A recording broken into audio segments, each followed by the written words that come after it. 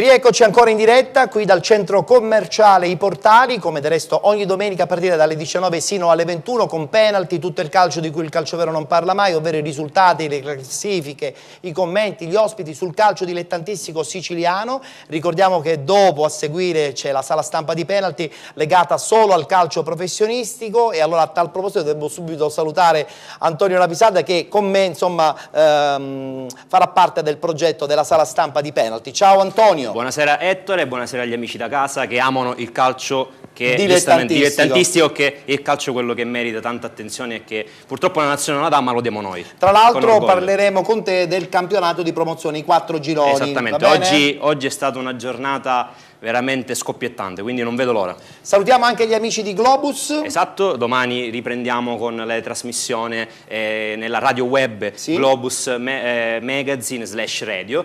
E parleremo di Catania, anche lì. Parlerai di Catania, come del resto lo farai poi a partire dalle 21. Perfetto, allora dato che siamo già pronti, vedo anche già in postazione prontissima la nostra Jenny con i risultati del girone A del campionato di promozione.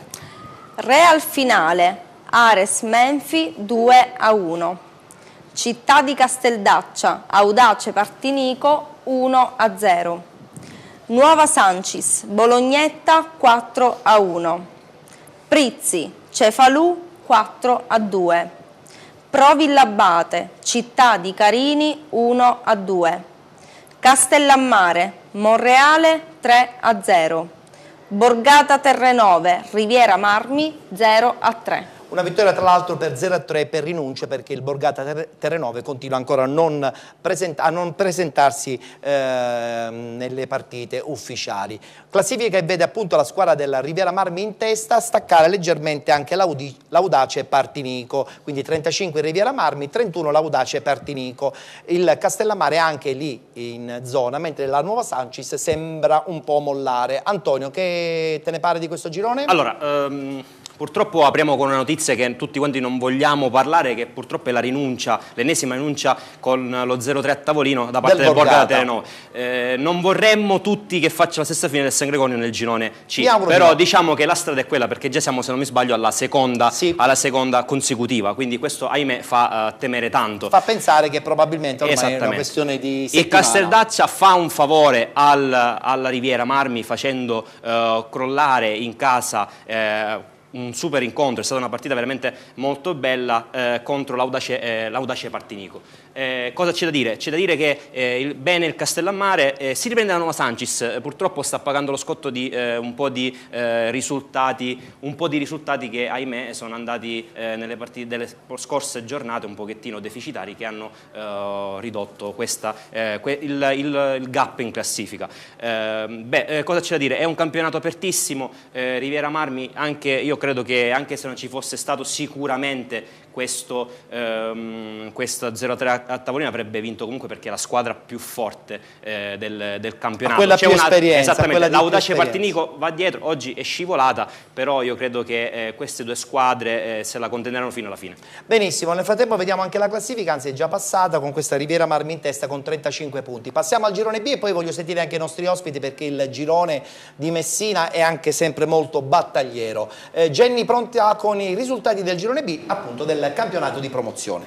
Ionica, Sant'Agata di Militello 0-0. Torregrotta, l'Iniziativa 5-2. Città di Messina, Merì 5-1.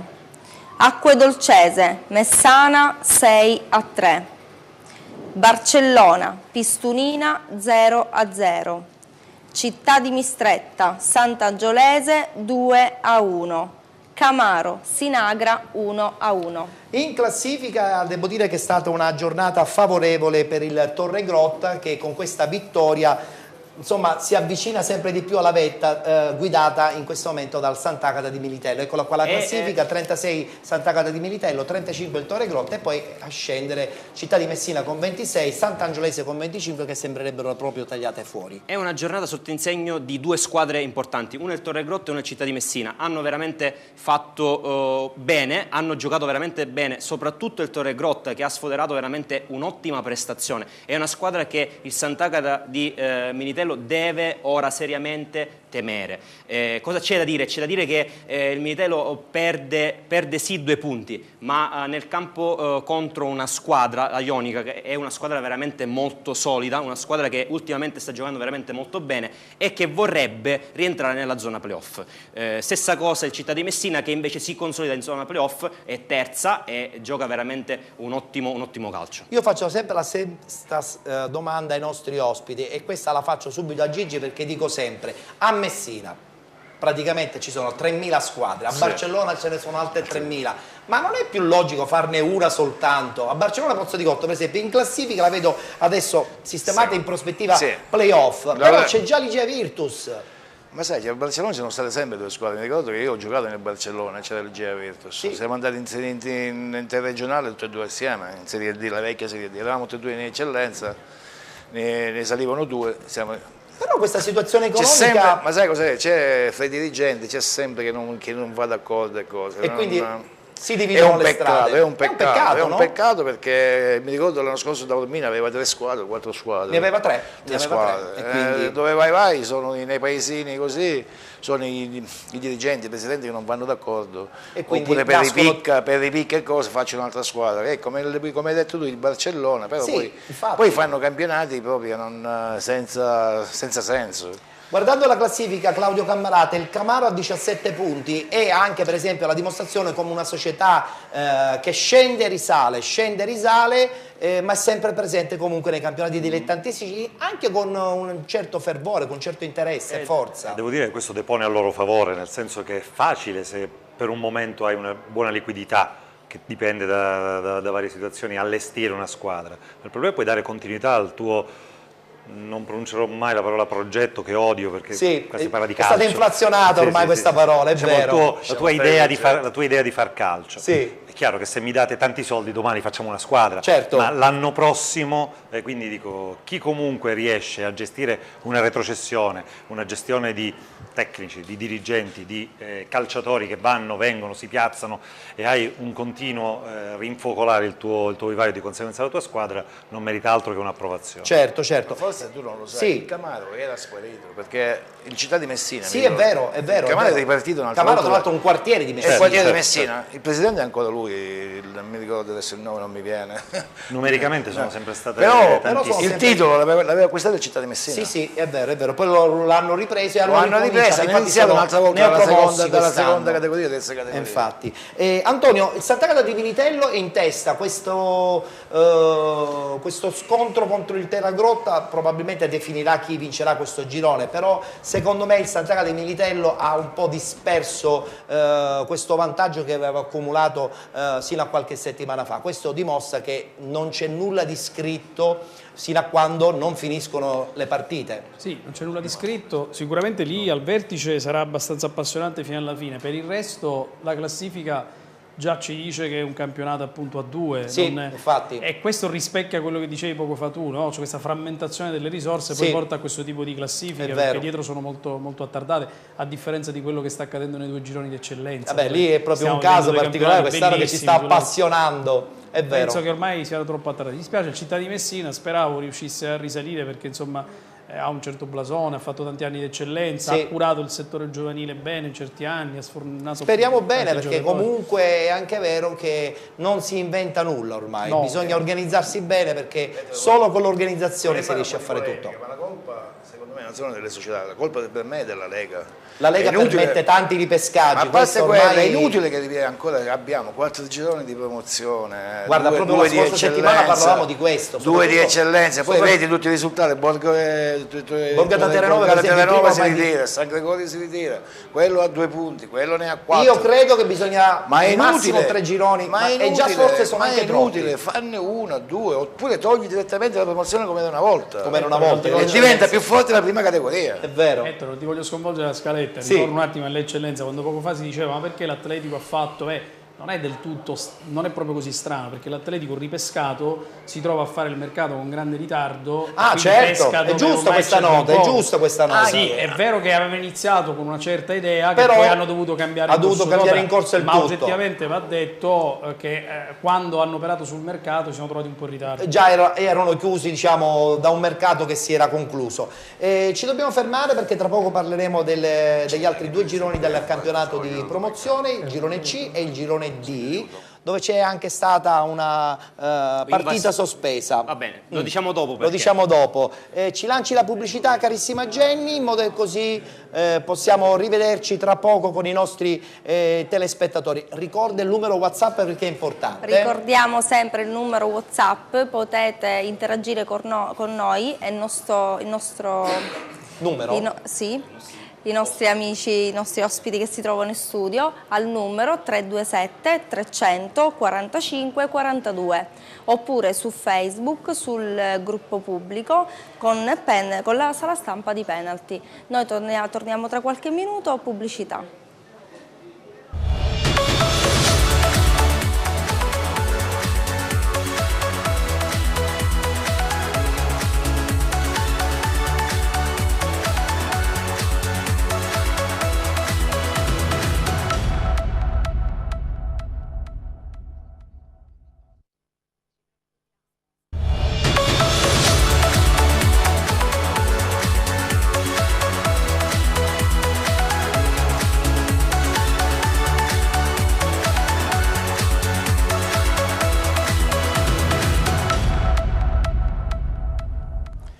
Rieccoci ancora in studio, vi voglio ricordare che al termine di Penalty andrà in onda la sala stampa di Penalty che partirà appunto alle 21 sino alle 22:15 solo con il calcio professionistico, per la gioia anche di Antonio che mi accompagnerà in questa parentesi dedicata al calcio che conta, dicono loro, professionistico, che conta è secondo me un po' esagerato. Tutto è calcio conta. Allora, siamo pronti adesso perché diamo la linea di nuovo alla nostra Jenny, continuiamo a parlare del campionato di promozione, lo facciamo con il girone C, abbiamo i risultati di questa domenica. A te Jenny. Belvedere, Atletico Pedara 1-2. Città di Catania, Biancavilla 0-1. Pachino, Belpasso è stata sospesa. Aci Sant'Antonio, New Pozzallo 3-2. Paternò, Rea Lavola 0-2. Adrano, Sporting Trecastagni 1-2. In classifica sottolineiamo che questa vittoria importante del Biancavilla ha praticamente probabilmente definito il risultato finale. Sei d'accordo? No, perché è stata no, perché vedi che la partita non è stata così semplice per questa volta per il Biancavilla. Nel frattempo facciamo vedere la classifica dove c'è il Biancavilla a 42 punti, 30 il Rea Lavola e 29 il Belvedere. Dimmi. Non è stata così semplice perché c'è stato contro di lei un'ottima squadra, un'ottima compagine, Città di Catania. Veramente ha fatto bene. Oggi Biancavilla ha vinto soltanto di misura, sì, ma ha vinto però, voglio dire. Sì, ha vinto, però non come fa di solito. Va bene, di solito magari si vede la superiorità di questa squadra, ma questa volta no. Ottimo risultato anche del Rea Lavola che si rilancia in classifica, anche grazie ai passi falsi del Belvedere. Va bene anche lo Sporting Treccastagne e l'Aci Sant'Antonio che finalmente fanno il loro dovere, che è quello di vincere. Voglio sentire i nostri ospiti. Lascia un attimo la classifica, carissimo Guido Messina, che è in regia. Eccola qua. Allora, battuta veloce 30 secondi con i nostri ospiti. Biancavilla in testa. Gigi, che ne pensi? Ormai giochi fatti. Per me già ha vinto, anche perché hanno allestito una bella squadra. Non è che può succedere tutto, nel calcio può succedere tutto, ma 12 punti o 11 punti. Sono tantissimi. L'importante sai cos'è? Che non si mettono in testa di gestire i punti di vantaggio, sai, mi accontento un pareggio, mi accontento. Può capitare in debbono giocare sicuramente, sì, può capitare. Il consiglio che posso per quanto riguarda continuare invece... a giocare come hanno fatto il giorno d'andata. Come scusa? Continuare a giocare come il giorno d'andata, vado fuori, vado dentro. Ma non è questa facile, è la mia mentalità. Mentalmente ragazzi un po' mollano. Ma sai, deve essere la società. In casa o fuori casa, se tu hai un modo di giocare, hai un modo, devi mantenerlo. Mantieni o in casa o fuori casa, tanto queste categorie qua, in casa o fuori casa. È la stessa identica cosa. Poi tra l'altro questo è un girone molto catanese, si conoscono tutti. Bravo. Eccola qua la classifica, Claudio. Rea Lavola, Belvedere, Belpasso, Sporting Trecastagni potrebbero insomma essere nella griglia dei playoff. Vedo Città di Catania in ballo sicuramente, anche, certo. E non tagliato fuori del tutto l'Aci Sant'Antonio. quindi ancora per me i giochi nel delineare la griglia non sono assolutamente fatti. È vero. Non so nemmeno cosa sia successo oggi a Belpasso. Ecco, a Belpasso, Antonio ci può dare qualche riferimento. Che è successo a Belpasso? Partita sospesa. Ci sono tantissime indiscrezioni. Troppe voci, qualcuno parlava di rissa, non è vero assolutamente niente. C'è stata soltanto un'invasione, non si è riusciti a contenere, l'arbitro ha decretato di sospendere. Invasione da parte di chi? Dei tifosi del Belpasso o del Pachino? Ecco, ancora questa cosa non è stata ben definita. Non ci hanno dato notizie chiare. Non voglio sbagliarmi, però credo siano stati i tifosi di casa. Però rimaniamo col beneficio del dubbio, perché non abbiamo notizie certe. Sappiamo che non c'è stata una rissa, e questa è già la cosa, più bella che poteva succedere. Benissimo. Sì. Antonio, succede queste cose, no? Succedono queste cose, queste risse in questi campionati, oppure queste invasioni. Poi spesso e volentieri sono invasioni solitarie, non credo che si parti a gruppo, no? Guarda, succedono, non dovrebbero succedere. Purtroppo la cosa più amara è che succedono anche nel settore giovanile. Questa è la cosa più brutta. I fatti di cronaca proprio che hanno riguardato Nissa e l'NB Mister Bianco. Vicenda tristissima, al di là lo abbiamo trattato anche qui che gli avete dedicato. A penalty. Abbiamo fatto quasi da paceri tra le due società, anche se poi insomma tra le società non era successo niente, più che altro era successo anche tra i ragazzini in campo, sai, una parola tira l'altra, rischia. Il problema è che poi sono i genitori che alimentano questo scontro anche ultraverbale tra i ragazzini in campo, perché i genitori spesso e volentieri un po' sbagliano, no? Tu hai fatto il settore giovanile, lo sai, non voglio entrare nel qualche genitore dovrebbe insomma arrivare non voglio entrare in campo e fare solo il genitore e basta, e non il tifoso. Ho avuto la possibilità di vedere quei video, devo dirti, secondo me i genitori dell'NB Mister Bianco c'entrano poco. Comunque metto un punto su questo. Vabbè, in generale per quanto riguarda invece la classifica, ti dico, se posso dire anche la mia, che secondo me ormai il Biancavilla può perderlo da solo, però non deve cullarsi su quei punti. La vicenda della Nissa e l'altro girone ce la dice lunga da questo punto di vista. Se ti dovessi dire invece sui valori in campo, ti direi, cioè se non guardando la classifica, ti direi potrebbe essere una lotta a due fino alla fine tra Real Avola e Biancavilla, perché valori alla mano il Real Avola secondo me ha ben poco di meno rispetto a Biancavilla. Ha l'handicap di essere partito male. Ecco, questo qui dicevo, la partenza da handicap poi dopo non riesci più a recuperare. È vero, è vero.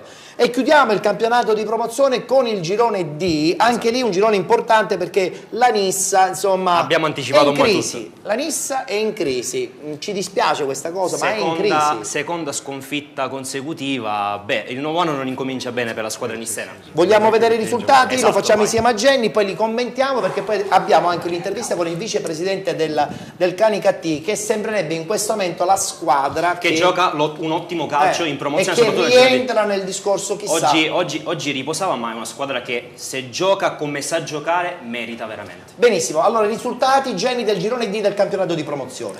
Caltanissetta, Aragona 0-1, Santa Croce, Atletico Gela 1-1, Marina di Ragusa, Casteltermini 2-1, Macchitella Gela, Comiso 3-1, New Team Ragusa, Polisportiva Palma 4-1, Ravanusa, Ragusa 0-0, Licata, Nissa 1-0. E proprio su questo ultimo risultato sottolineiamo che la vittoria del Licata accorcia ancora di più la classifica, soprattutto nella zona alta. Adesso sono soltanto 4 i punti che distaccano appunto lo stesso Licata dalla Nissa, che è ferma a 40, dall'Atletico Gela che è a 29, dal Ragusa che è a 26, da questo Canicattì che guadagna sempre più punti. Ci eravamo lasciati a meno 10, ci ritroviamo col nuovo anno già a meno 4. Questo vuol dire che Licata, come passo da formichino, ormai chiamo così, è riuscita a fare bene. Però c'è da dire una cosa importante: è vero che la Nissa oggi era piena di squalificati, tantissimi, e il Licata è riuscita a far prevalere la sua vittoria soltanto a pochi minuti dalla fine con un rigore. La squadra merita, il Licata, l'abbiamo detto, è forse la seria contendente per la vittoria finale della promozione girone D. Però la Nissa sicuramente si riprenderà, anche se è andata male, ha cominciato male il 2016, sicuramente sono dei valori che si riproporranno e la squadra ricomincerà a vincere. Molto ottimismo. Mi preoccupo sempre di più per il Ragusa, perché secondo me è una squadra che con tanti giovani ma anche con un buon mister poteva fare bene, ed è all'ennesimo risultato non positivo ma nemmeno negativo, un pareggio che non porta tanto. C'è da dire che l'Atletico Gela va bene, è lì. è al terzo 29 posto. punti. È al terzo posto. E il Ragusa è lì, abbiamo detto è quarto, ma il Canicattì è la squadra del momento, diciamo. E proprio sul Canicattì vi vogliamo far rivedere un'intervista che abbiamo realizzato grazie alla collaborazione diretta con Teleradio Canicattì. Ha intervistato il vicepresidente del Canicattì, vi dico anche il suo nome, si chiama Faustino Giacchetto. Guardiamo questa intervista realizzata subito dopo la vittoria importante del Canicattì proprio a Caltanissetta contro la Nissa. Sì, ieri c'è stata una bellissima partita a Caltanissetta da parte del Canicattì che ha praticamente violato per la prima volta quest'anno il Palmindelli di Caltanissetta. Nissa che è capolista assoluta del girone D del campionato di promozione, ma il Canicattì ieri con una partita molto determinata, molto accorta e devo dire anche molto ben organizzata da un punto di vista tecnico-tattica, ha vinto la partita in maniera molto meritata. Un elogio particolare ai giocatori che ieri hanno dato il massimo durante la partita e hanno realizzato poi 3 gol di ottima fattura anche tecnica, dove è emerso un gioco di squadra ben definito dal mister. Devo dire che la partita si è sviluppata con un primo tempo dove le squadre si sono, diciamo così, equilibrate, con un gioco abbastanza equilibrato, poi nel secondo tempo la Nissa era addirittura passata in vantaggio e il Canicattì, malgrado le numerose occasioni da gol, non era riuscito a violare la porta della squadra avversaria, però nel secondo tempo siamo riusciti a capovolgere la partita con una prestazione, devo dire, bella, entusiasmante e coinvolgente, che devo dire premia ai tifosi canicattinesi che ieri hanno seguito la squadra Canicattì, abbastanza numerosi, e che da parte di questa dirigenza, diciamo, ci rende soddisfatti per averli così per aver reso una bella soddisfazione ai tifosi. Vicepresidente, quarta vittoria consecutiva. Adesso la domanda che bisogna porsi è: questo Canicattì dove arriverà? L'obiettivo dichiarato è quello di arrivare ai playoff. In questo momento ci siamo, però la strada è ancora lunga, perché ieri il Licata ha vinto fuori casa, ha vinto a Ragusa e praticamente noi dobbiamo cercare di rimontare e di arrivare comunque non distanti più di 10 punti dal Licata per poter partecipare ai playoff. Il Licata che è un'ottima squadra che affronteremo alla ripresa del campionato e che domenica prossima giocherà contro la Nissa. L'unico dispiacere della partita di ieri è che praticamente le espulsioni che ci sono state non faranno altro che agevolare il Licata, che praticamente si vedrà affrontare le partite, sia quella con la Nissa che quella con noi, con giocatori che mancano nelle rispettive squadre. Quindi questo è l'unico dispiacere di ieri. Per il resto è stata una bellissima giornata di sport, un ringraziamento alla società Nissa nella persona del presidente Natale Ferrante per l'ottima accoglienza che ci ha prestato a tutta la nostra squadra, alla dirigenza, e poi anche un ringraziamento alle forze dell'ordine che con il loro ottimo lavoro sono riusciti ad evitare che si verificassero spiacevoli incidenti all'interno dello stadio e fuori dallo stadio Palmindelli, e quindi alla fine una bella giornata di sport che ha visto i colori biancorossi splendere nel grigio cielo di Caltanissetta.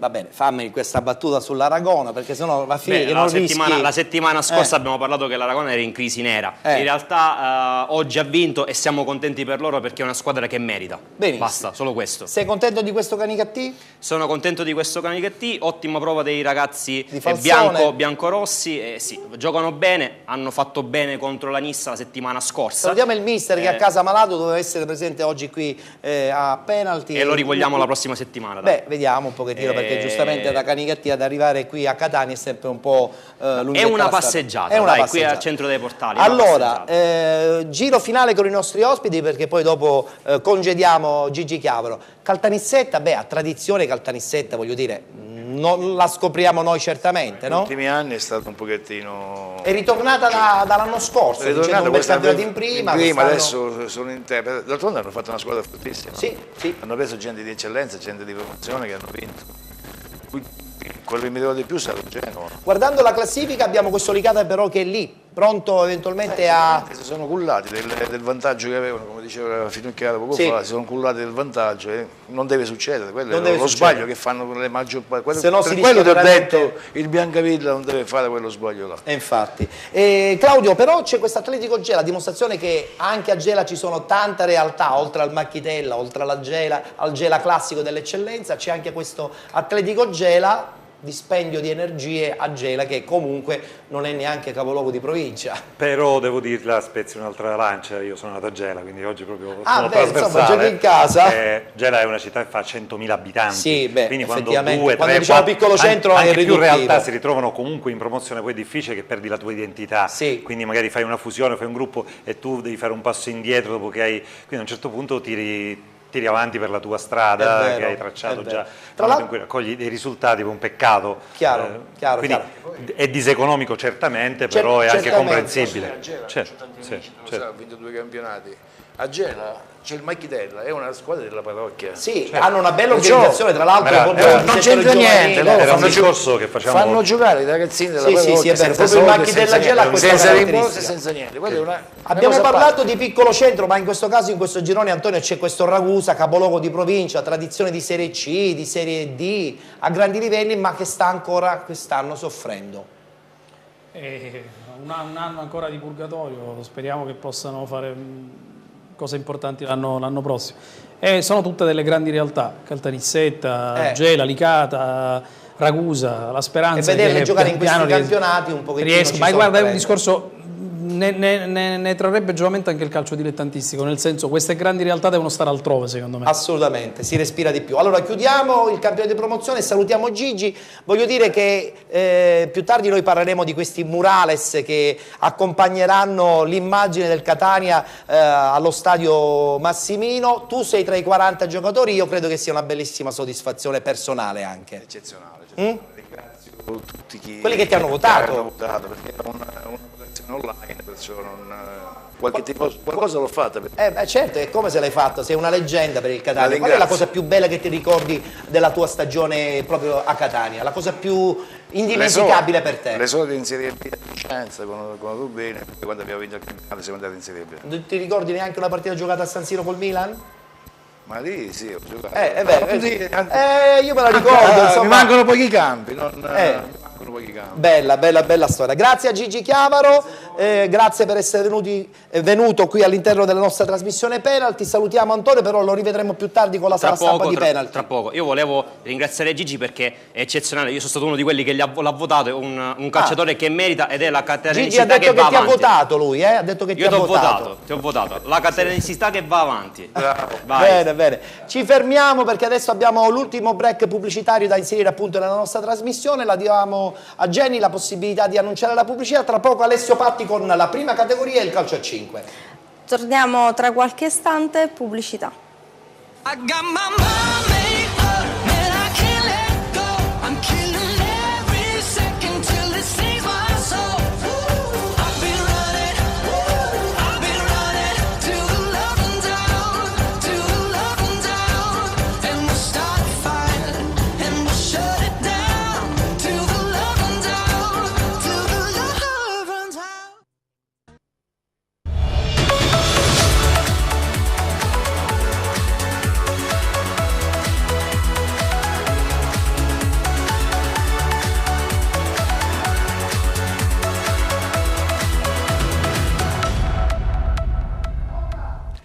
Penalty, tutto il calcio di cui il calciovero non parla mai. Ritroviamo Alessio dopo la vacanza della scorsa settimana. Vacanza non era, si è andata a vedere la finale di calcio a 5 di Coppa Italia Serie C1. Un evento meraviglioso, buonasera a te Ettore, buonasera a tutti i nostri telespettatori, un evento stupendo che consiglio a tutti per il prossimo anno, davvero gran futsal. Da non perdere. Allora sottolineiamo che il qui presente Alessio sarà un po' il coordinatore e per qualche settimana sarò anch'io il conduttore, ma poi lascerò il timone a lui per il penalty futsal che partirà ufficialmente il 17 domenica prossima e non dalle 22:15, penalty futsal, Serie C1, Serie C2, insomma il futsal siciliano per gli amanti. Acquista un suo spazio personale. Sì. Adesso vi abbiamo ospitato, ma ci ha fatto piacere questa cosa all'interno di penalty.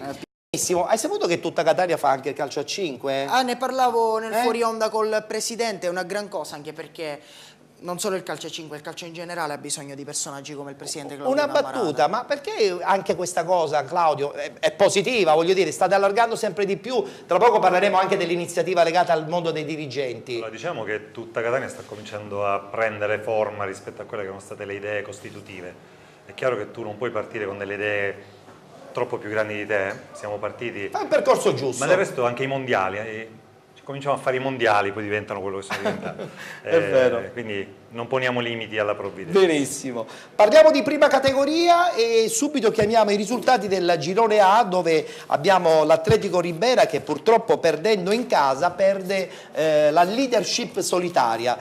Risultati del girone A del campionato di prima categoria che adesso la regia ci manda, dove appunto l'Atletico Ribera perde a Marsala. Sì, Ettore, è non smetterò mai di ripetere che questo è il girone più bello, più emozionante, più equilibrato. Come si può vedere dai risultati, l'Atletico Ribera perde contro la Libertas Marsala, la sconfitta dello Sciacca fuori casa contro, chiedo scusa, il pareggio dello Sciacca fuori casa contro il Campobello, insomma anche il Salemi, Corsaro in trasferta. È un girone molto equilibrato. I valori, si dice, vengono fuori alla lunga. Sicuramente in questo campionato poi le squadre più attrezzate, tra cui lo Sciacca, lo diciamo dall'inizio del campionato, saranno le candidate alla vittoria finale. Sì, ma non parliamo del Cianciana, parliamo del Cianciana, anche però. del Città di Giuliana, insomma si potrebbero citare davvero tante squadre. Poi l'equilibrio fa da padrone, anche chi è attrezzato per vincere il campionato poi non è detto che riesca. È vero, è vero. Girone E a questo punto, dove abbiamo il Calatabbiano che vince fuori casa, ma il Bronte di Ignazio Refice continua a stare alle costole della squadra catanese. Ciclope e Bronte che vince 4-2 qui ad Aci Platani. Sì, il Calatabbiano macina gioco, macina gol, perché una squadra che vince per 3-0 in trasferta dimostra sempre il proprio valore e ha veramente dimostrato di essere capolista il Calatabbiano in una gara molto complicata come quella con l'Aci San Filippo, che anche se è terzultima in classifica, comunque in un campionato di prima categoria dà sempre grande battaglia, però risponde presente il Ciclope Bronte con un secco 4-2 in trasferta nel campo dell'Aci Platani. Mantiene invariata la distanza con la capolista e attenzione sempre al Giardini Naxos, che ha perso una posizione rispetto al 2015, ma anch'esso con un 4-2 in trasferta a Randazzo dice la sua.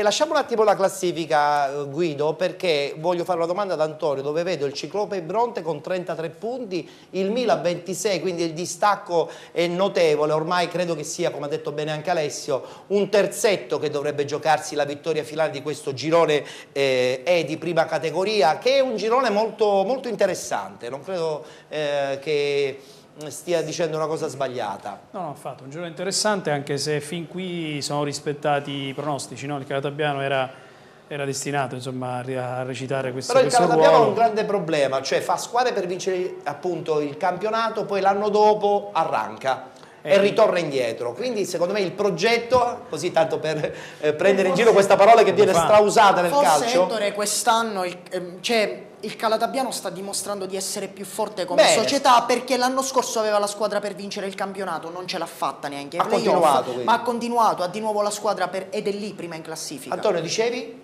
No, dicevo a proposito della parola progetto, io capisco che il presidente Cammarata dice odia questa parola, ma spero la odi perché la odi brava, sai, in quanto inflazionata, perché purtroppo invece è una grande verità. Cioè la classica parola che talmente viene abusata che poi la odi, ma nasconde una grande verità. Cioè, magari ci fosse progettualità. Dimmi. Chiarisco quello che intendevo dire. Proprio sposo in pieno la tesi di Pulvirenti, nel senso che è chiaro che dietro qualsiasi attività, anche l'organizzazione del torneo all'asilo, ci metti dietro una programmazione, un'organizzazione, una gestione, però raccogliere 16 amici e fare una squadra in terza categoria viene definita anche questa progetto. È vero. Lì mi fermo. È vero, è vero, è vero.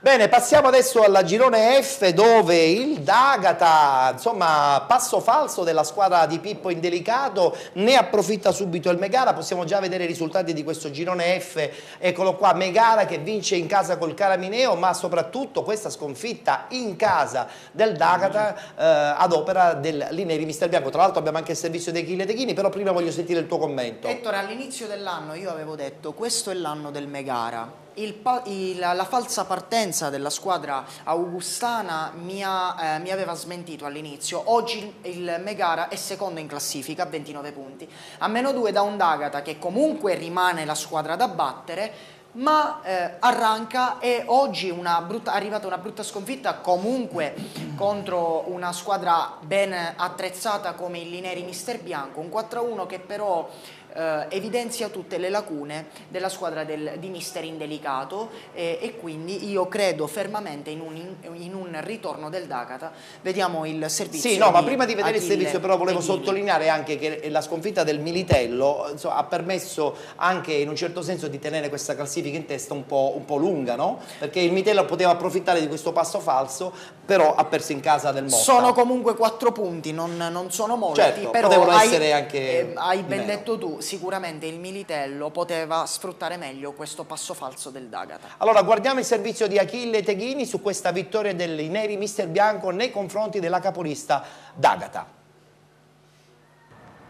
Battuta d'arresto importante per il D'Agata che cede in casa al Lineri Mister Bianco per 1-4 nella seconda giornata di ritorno del campionato di prima categoria. I rossazzurri, allenati da Mister Indelicato, non sono riusciti a contenere gli avversari, che sono stati più cinici e più bravi a sfruttare i calci piazzati, nonostante comunque la compagine casalinga abbia costruito più gioco e abbia mantenuto il possesso palla per la maggior parte della gara. Una sconfitta che comunque non compromette il primato in classifica del D'Agata, che adesso rimane a +2 dal Megara Augusta, che sta pian piano recuperando lo svantaggio. Il D'Agata in maglia bianca con le strisce blu si schiera con Mitraglia, Spampinato, Indelicato Benigno, Spadaro, Indelicato Felice, Napoli, Benigno Angelo, Indelicato Alessandro, Rosignoli e Fisichella. In panchina Grillo, Indelicato Alfio, Mardi, Campisi, Ponzo, Nicotra e Pusilico. L'allenatore è il signor Giuseppe Indelicato. Il Lineri risponde in maglia blu con Tosto, Russo, Fontanò, Caffarelli, Celi Viglianesi, Missale, Catania, Piuma, Grasso e Barbaro. In panchina Carbonaro, Infantino, Salluzzo, Lo Cicero, Vergato, Pidatella e Schilirò. Il signor Cociurnalfio è l'allenatore. Dopo il vantaggio degli ospiti al 6° minuto con un cross di Missale e Raimundo che colpisce di testa, risponde subito il D'Agata al 16° calcio di punizione. Felice Indelicato si incarica della battuta con la palla che impegna seriamente il portiere avversario Tosto. Al 24° grande galoppata di Alessandro Indelicato che con un destro sfiora il gol del pari. Al 43° calcio di punizione per i Lineri, Missale batte e segna il gol del raddoppio per gli ospiti beffando Mitraglia. Nel secondo tempo il D'Agata torna in campo con una marcia in più, ma sono gli ospiti a sfruttare al meglio le occasioni da rete. Al 52° calcio di punizione per il D'Agata, con questo gran destro di Rosignoli che si infrange sul palo destro della porta difesa da Tosto. Al 60° calcio di punizione per il Lineri Mister Bianco. Batte ancora Missale che trova un indeciso Mitraglia e Schilirò ne approfitta 0-3. Al 65° il D'Agata riapre la partita con Fisichella che è bravo a spiazzare di testa un cross dalla sinistra. 1-3 e partita parzialmente riaperta. Al 76° ancora il Lineri Mister Bianco a salire in cattedra con un'azione in contropiede con Piuma che serve Schilirò per l'1-4. Inutili nel finale le sortite offensive del Dakata, che ormai ha perso l'ultimo barlume di lucidità e concentrazione. Finisce 1-4 con l'Augusta, che adesso insidia il primato a -2, aspettando per i rossazzurri il prossimo impegno in trasferta sul campo del Gravina. Noi credo che abbiamo sviluppato qualcosa come 14 palle e gol. 14, cioè, non sto dicendo niente di bugiardo, e non abbiamo segnato. Il calcio è fatto purtroppo anche di queste cose. Noi ci siamo innervositi perché ogni situazione che si creava e non segnavi, purtroppo i miei giocatori si sono innervositi, non hanno avuto pazienza di far girare la palla e di farla uscire. Loro hanno fatto 2 ripartenze e di conseguenza hanno concluso 2 volte in porta con 2 gol. Primo tempo una punizione, un gol, un rigore che non ci ha dato nel primo tempo, però è anche vero che non possiamo dare delle coppe specifiche perché all'improvviso ci è venuto a mancare il portiere titolare perché ha avuto un intervento l'indomani della partita col Militello. Abbiamo sostituito il portiere recuperando questo ragazzino, però è anche vero che non potevamo aspettarci un miracolo e il calcio è questo, i portieri sono determinanti. È stato molto cinico, ha pensato bene a difendersi e a ripartire. Noi purtroppo accusiamo molto il nervosismo, quando prendiamo gol facciamo fatica a riprenderci. Così è facile, dice, è tutto in discesa così. Quando non c'è un portiere purtroppo abbiamo giocato, come bene hai visto, un portiere minore, un bambino, c'è in botta perché il nostro portiere per la nostra sfortuna ha dovuto subire un'operazione e per fare bene abbiamo mandato il portiere minore a Ferrara.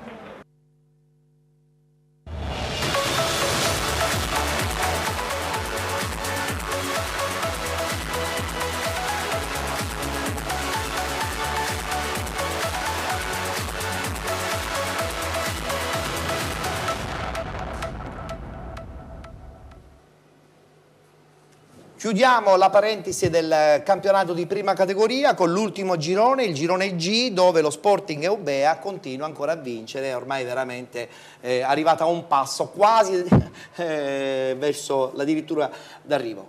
Beh, Ettore, 8 punti non sono una distanza siderale. Sicuramente il Calcio Vittoria ha ingranato, ha inanellato una serie di vittorie consecutive che può mettere paura ad uno Sporting Eubea che sia a 8 punti di vantaggio, però fa... Chiamiamo la schermata? Sì, la schermata, sì, schermata girone G di prima categoria. Con i risultati e la classifica che vedono lo Sporting Eubea primo a 35 punti, il Calcio Vittoria secondo a 27, dicevo di questo Sporting Eubea, Ettore, che fa del collettivo l'arma vincente che dà più continuità. Certo, certo, vedo che abbiamo qualche problema sulla schermata, va bene, allora va bene pure perché tanto comunque ha fatto bene a sottolineare Alessio questa ennesima vittoria dello Sporting Eubea fa volare sempre di più la squadra della provincia di Ragusa. Esatto. E sta proprio quasi al Licodia confine. Eubea. Licodia Eubea. Bene, ci dobbiamo fermare, ci lanci la pubblicità perché poi dopo abbiamo il calcio a 5 e chiudiamo perché tra poco parleremo anche di una bella iniziativa che tutta Catania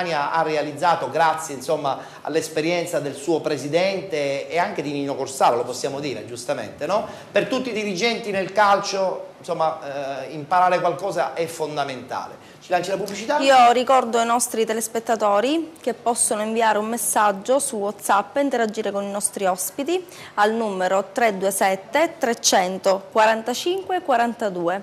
Torniamo tra qualche istante e pubblicità.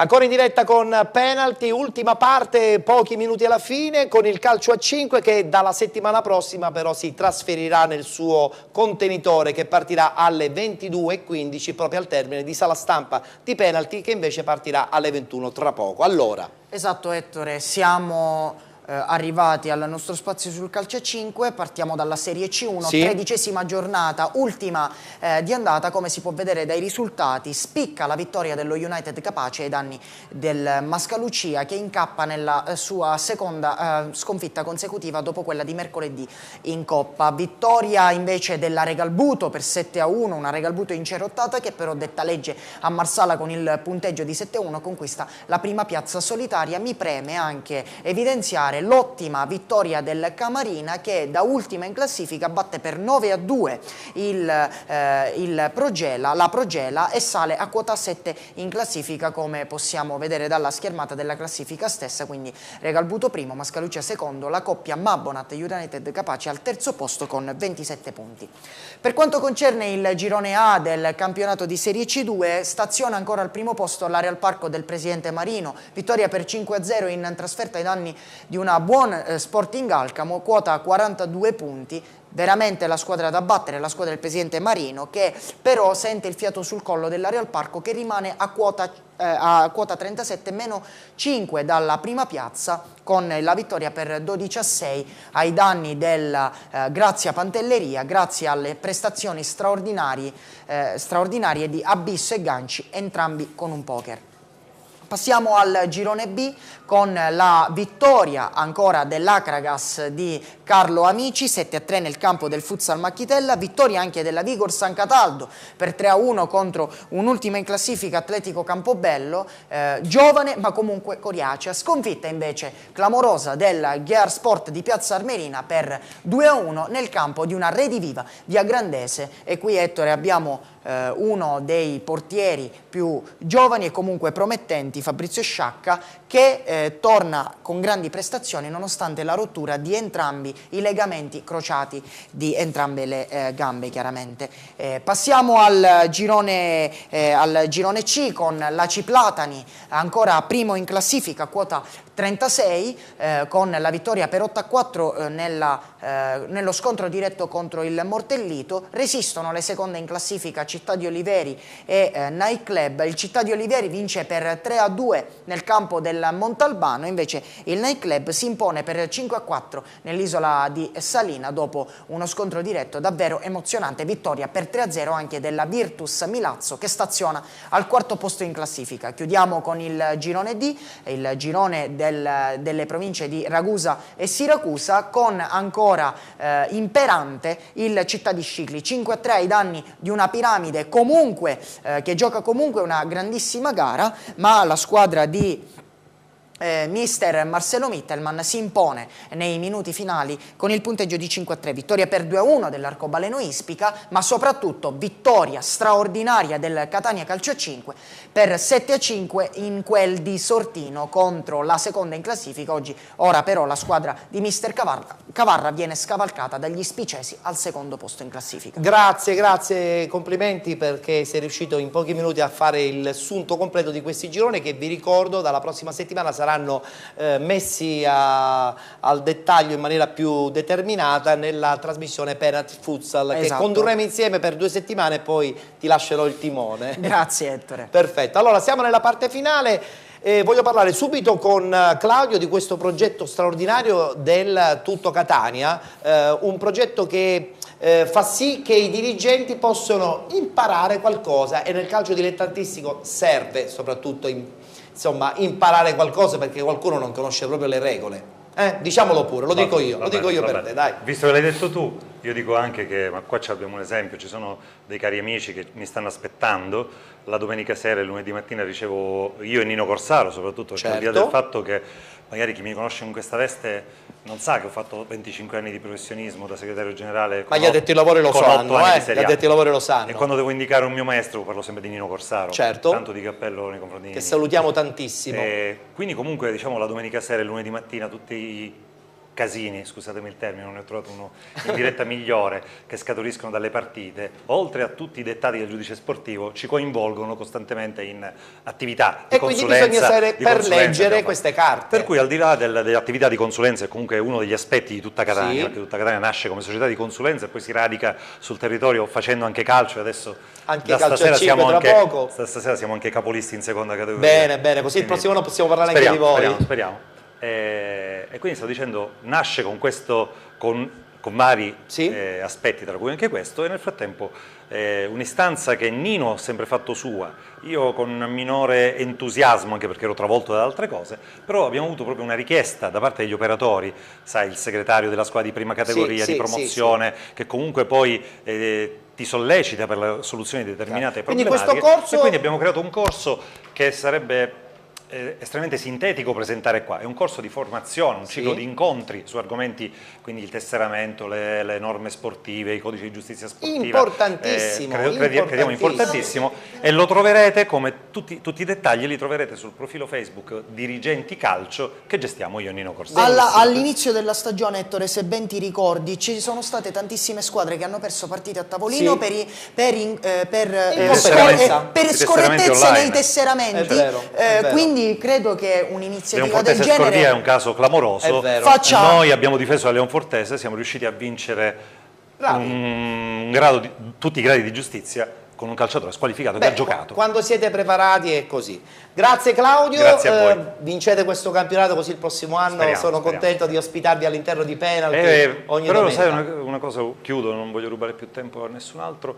Abbiamo, fra virgolette, nella sventura di avere le problematiche gestionali che hanno tutte le piccole società, noi non siamo la prima società di un paese, non abbiamo pressioni da parte di qualcuno, quindi il politico locale, siamo soli, noi ce la suoniamo, noi ce la cantiamo, quindi qualora non riuscissimo a raggiungere l'obiettivo ricominceremo come abbiamo sempre fatto. Mi piace questo entusiasmo, complimenti a Claudio Cammarata, a tutta Catania, e chiudiamo con Antonio Pulvirenti, direttore generale dello Sport in Via Grande. Mi è piaciuto questo tuo intervento dove avete sottolineato comunque la vostra classe, anche con la protesta ufficiale nei confronti della Lega per il caso Ciriale, a dimostrazione che la vostra è anche una politica di fare sport in silenzio e con educazione. Mi piace questa linea che state adottando, devo farvi veramente i complimenti. Ti ringrazio Ettore, io li giro ai miei presidenti, posto che oggi la società ha due presidenti, il presidente D'Agata e il presidente Riccardo Massimino. La società si è arricchita di questo nuovo apporto, in perfetta sintonia con quella che è sempre stata la politica di questa società. Se mi permetti 10 secondi te li rubo per dire: noi rappresentiamo invece siamo la squadra che rappresenta un paese. Purtroppo, e sottolineo purtroppo, noi non abbiamo pressioni, nel senso che allora è un bene e quindi anche noi possiamo lavorare bene, però faccio un appello ai viagrandesi: non sprecate questo gioiello che oggi avete, dico a prescindere dalla mia presenza che poi può essere temporanea, però è davvero un peccato che i viagrandesi seguono poco una squadra che con un paese di 5.000 anime occupa quel posto che occupa nel massimo campionato regionale. E speriamo che sia una stagione conclusiva importante. Grazie anche ad Antonio Pulvirenti, direttore generale dello Sporting Via Grande. Salutiamo Alessio, che rivedremo la prossima settimana, chiaramente con la prima categoria e poi con la parentesi del un saluto a te, Ettore, un saluto a tutti i nostri telespettatori. Saluto anche la nostra Jenny, e complimenti per la tua Miss, chiaramente sponsorizzata da Piazza Italia, che si trova qui presso il parco commerciale I Portali di San Giovanni La Punta. Complimenti, mi piace moltissimo la gonna. Grazie. Veramente. Salutiamo allora anche la nostra Jenny. Io saluto tutti i nostri spettatori. Un bacio, a domenica prossima. Noi ci vediamo tra pochissimo, perché abbiamo chiaramente da raccontare il calcio professionistico con Sala Stampa di Penalty. A tra poco.